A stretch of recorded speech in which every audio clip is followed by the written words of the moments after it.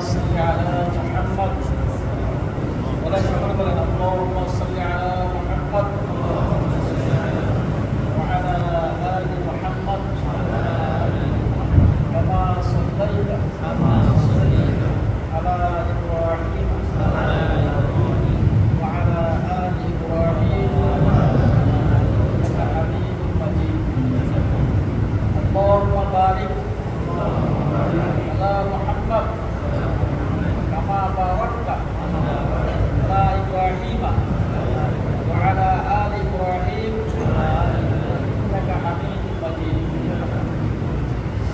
أعوذ بالله من الشيطان الرجيم بسم الله الرحمن الرحيم وقضى ربك ألا تعبدوا إلا إياه وبالوالدين إحسانا إما يبلغن عندك الكبر أحدهما أو كلاهما فلا تقل لهما أف ولا تنهرهما أو قل لهما قولا كريما صدق الله العظيم. এখানে আল্লাহ রাব্বুল আলামিন আল্লাহ বলেন ওয়াজা রব্বুকা তোমাদের রব তোমাদেরকে নির্দেশ দিচ্ছেন, আদেশ দিচ্ছেন কে? তোমরা কার? আল্লাহ তোমাদেরকে নির্দেশ দিচ্ছেন। তোমরা কারা? আমি, আপনারা, আমরা সকলেই আমাদেরকে নির্দেশ দিচ্ছেন। কে নির্দেশ দিচ্ছেন?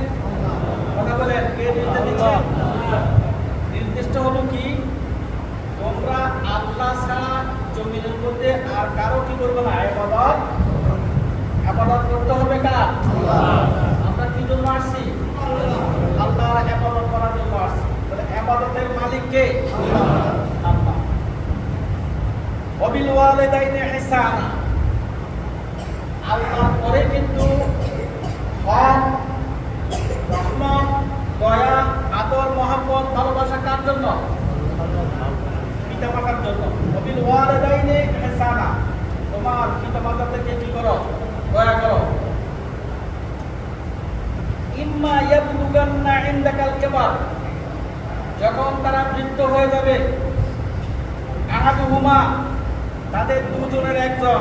আমাদের মধ্যে অনেকে আছে বাপ না মা আছে, আছে না? কেউ বাপও আছে, মাও আছে। এই জন্য আল্লাহ রাব্বুল আলামিন বলেন তোমরা যদি তোমাদের মা বাপ পাও অথবা কোনো একজনকে পাও, ফালা তাকুল লাহুমা উফিন, তোমরা তাদের সাথে এমন কোনো আচরণ করবে না যেন তোমাদের আচরণের পিতামাতা আহ করে শব্দ করে। তোমাদের আচরণে যদি পিতামাতা কষ্ট পায় তাহলে তোমাদের আমলনামা সব কি হয়ে যাবে? ধ্বংস হয়ে যাবে।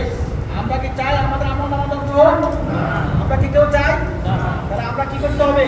পিতামাতার সাথে সুন্দর আচরণ করতে হবে। এখন এখানের মধ্যে আমি একটা হাদিস বলি, তাহলে আয়াতটা বলতে সুবিধা হবে। قال رسول الله صلى الله عليه وسلم ما من رجل ينظر الى والديه نظر رحمه الا كتب الله له بكل نظره حجا مبرورا। এখানের মধ্যে আমরা যারা উপস্থিত আছি, এখানের মধ্যে কেউ হজ করছেন? হাত তোলেন। হজ করছেন কেউ এখানে?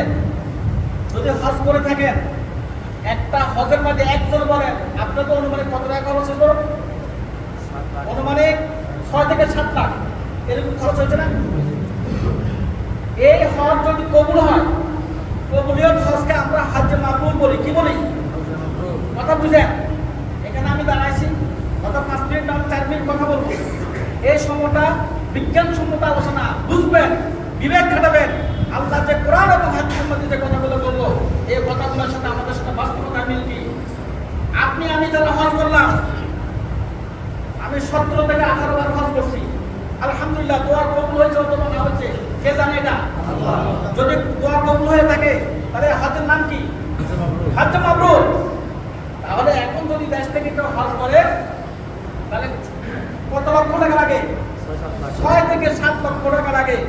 রাসূলুল্লাহ সাল্লাল্লাহু আলাইহি ওয়াসাল্লাম বলেন হজ না করেও যাদের পিতামাতা জীবিত আছে, যদি ইল্লা কাতাবাল্লাহু লাহু বিকুল্লি নাজরাতিন হাজ্জান মাবরুরা, যদি পিতামাতার দিকে একবার সুনজরে তাকায়, আপনাদের যাদের সন্তান আছে 2 বছর, 3 বছর, 4 বছর, যখন সন্তান হয়, ছেলে হোক মেয়ে হোক, দেখবেন মা বাপের সন্তানকে যখন দেখে সামনে দেখেন মা বাপে আদর করে মনে হয় যেন ছেলেটাকে খেয়ে ফেলবে, তাকে বুকের সাথে জড়ে ধরবে, আদর করে এবং ধরে না, আমরা ধরি না সন্তানদেরকে যত মহব্বত সরকার প্রতি সন্তানের প্রতি।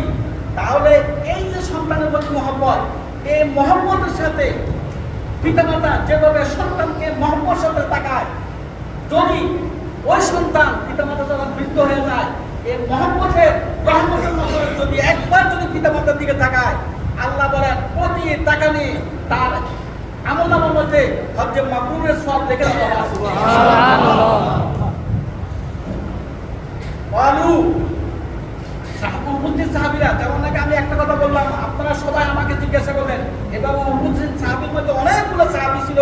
ওয়ালু সাহাবীরা প্রশ্ন করলো, ইয়া রাসূলুল্লাহ ওয়া ইন্না নাযরা কুল্লি ইয়াউমিন মিয়াতা মাররাতান, যদি আমরা একদিনে যদি আমাদের পিতামাতার সাথে সন্তানকে যেভাবে আমরা মহব্বত করি, যদি আমরা আমাদের পিতামাতাকে সন্তানের মতো যদি রহমতের দৃষ্টিতে যদি 100 বার তাকাই, তাহলে কি আমাদেরকে 100 বার কি হজ্জে মাবরুরের সওয়াব দিবে? আল্লাহ রাব্বুল আলামিন রাসূলুল্লাহ সাল্লাল্লাহু আলাইহি ওয়াসাল্লাম বলেন যে ক্বালা নাআম, হ্যাঁ 100 বার যদি তাকাও 100 বার তোমাদেরকে হজ্জে মাবরুরের সওয়াব তোমাদের নামে লিখে দেওয়া হবে। সুবহানাল্লাহ। তখন সাহাবীরা একযোগে বলে উঠল, আল্লাহু আকবার, আমরা একবার বলি আল্লাহু আকবার। আমাদের পিতামাতা আছে না ঘরে? আছে। আমাদের পিতামাতা আছে না? আমরা কি পারি না যে 5 লাখ 6 লক্ষ টাকা দিই আমরা যে হজ করি? আমাদের যাদের কাছে হজ করার মতো অনেকের সামর্থ্য আছে, কিন্তু বিভিন্ন কারণে আমরা যাইতে পারি না, কিন্তু আমরা তো আমাদের পিতামাতার দিকে রহমতের দৃষ্টিতে একবার তাকাই, এই সওয়াবগুলো আমরা কি কামনা করতে পারি না, আশা করতে পারি না? আমার সময় শেষ, তারপর আমি শেষ একটা কথা বলি। আমাদের সমাজের মধ্যে এমন কিছু লোক আছে, আন ইমাম সাদিকিন আলাইহিস সালাম, ইমাম সাদিক আলাইহিস সালাম তিনি বলেন, মান নাযরা ইলা আবওয়াইহি নাযরাতুল মাকিতিন, যে ব্যক্তি তার পিতামাতার দিকে এমন অস্থিরভাবে তাকায়, দুঃখের সাথে তাকায়, পিতামাতাকে কষ্ট দেওয়ার উদ্দেশ্যে চোখ রাঙায় তাকায়, তাহলে ওহুমা যালিমান, পিতামাতা যদি জালিম হয়, সন্তান যদি তার পিতামাতার সাথে রাগের সাথে তাকায়, লাহু লাম ইউকবালুল্লাহু লাহু সালাতান, আমরা যেমন নাকি এখানে নামাজ পড়তে আসছি, যদি আমাদের আমাদের পিতামাতাকে অসন্তুষ্ট থাকে, তাহলে আমাদের নামাজ পড়ার থেকে না পড়া উত্তম হবে।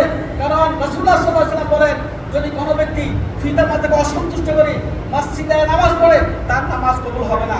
তারা ভাই আমার বলার উদ্দেশ্য হচ্ছে এটা, আমরা যারা আছি আমরা হয়তো আগে জানি না, এখন তো জানি, আমরা যদি নামাজ কবুল করতে হয়, তাহলে আমরা সর্বপ্রথম কাকে খুশি করতে হবে? কাকে খুশি করতে হবে?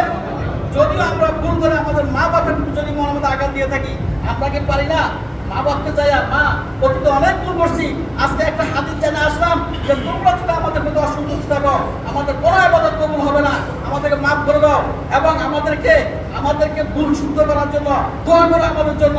পিতামাতার প্রতি যদি সুন্দর সুন্দর কথা বলেন, তাহলে পিতামাতা সন্তুষ্ট হবে না?